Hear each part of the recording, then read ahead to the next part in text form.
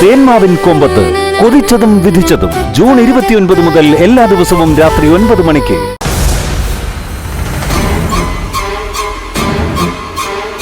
ഈ പ്രതി ഇവിടെ ഒളിച്ചു താമസിക്കുന്നുണ്ടോന്ന് പോലീസിന് സംശയമുണ്ട്.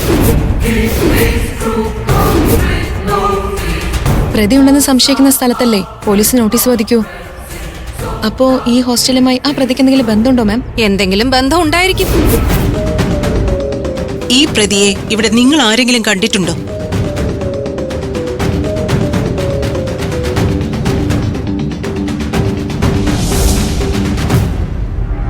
കണ്ടിട്ടുണ്ടോ എന്നാണ് എന്റെ ചോദ്യം. കണ്ടിട്ടില്ല മാം. കണ്ടിട്ടില്ലെങ്കിൽ നിങ്ങൾ ആരും ഇവിടെ പോലീസാകാൻ നിൽക്കണ്ട. അങ്ങനെ പറഞ്ഞാൽ എങ്ങനെയാ മാം? മാം ഇതിനെ വെറുതെ നിസ്സാരവൽക്കരിക്കരുത്.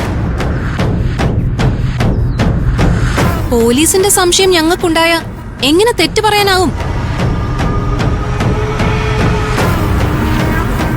ഇവളിവിടെ നിന്ന് വീണ്ടും പ്രശ്നം കുത്തിപ്പൊക്കാണല്ലോ. ഇവളിവിടെ നിന്ന് പോവില്ലേ? ഞങ്ങളുടെ സംശയം മാം മുഖവിലക്ക് എടുക്കണം. ഇക്കാര്യത്തിൽ പന്തിപക്ഷം പാടില്ല. നീ ഇവിടുന്ന് പോവില്ലല്ലേ?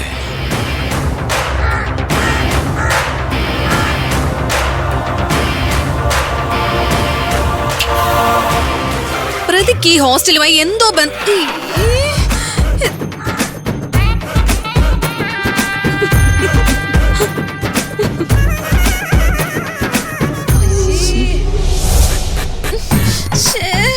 ഇവിടെ നിന്ന് കൂടുതൽ സംസാരിക്കാതെ പോയി കുളിക്ക്. ചെല്ല്.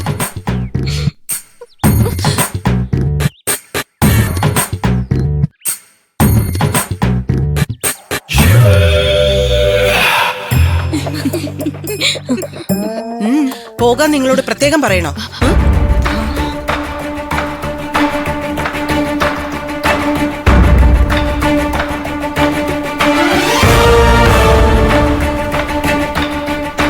അമ്പിളി, എന്റെ കൂടെ വാ.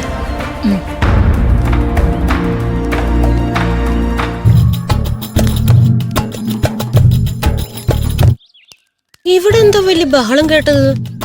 പിള്ളേര് തമ്മിൽ വല്ല അടിയും നടന്നാ?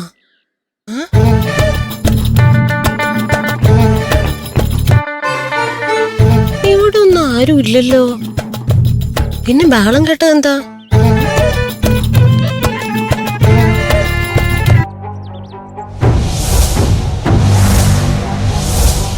ഈ അമ്പിളി ഇതെവിടെ പോയി? ഇവള് ഒരു നേരത്തൂടെ കാണില്ലല്ലോ. ഇവളെയൊക്കെ പറഞ്ഞോടൊരു സമയായി.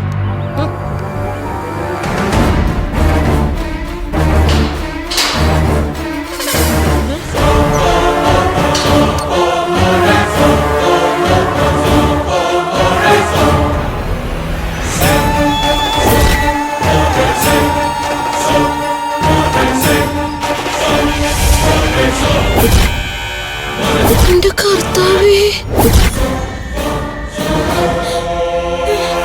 കാറ്റൊന്നും അടിച്ചില്ലല്ലോ. എന്റെ കർത്താവേ, ഇതൊക്കെ എന്റെ കണ്ണിൽ തന്നെയാണല്ലോ കാണിക്കണത്. അമ്പിളിനൊന്ന് കാണിച്ചൂടെ? ഈശോ,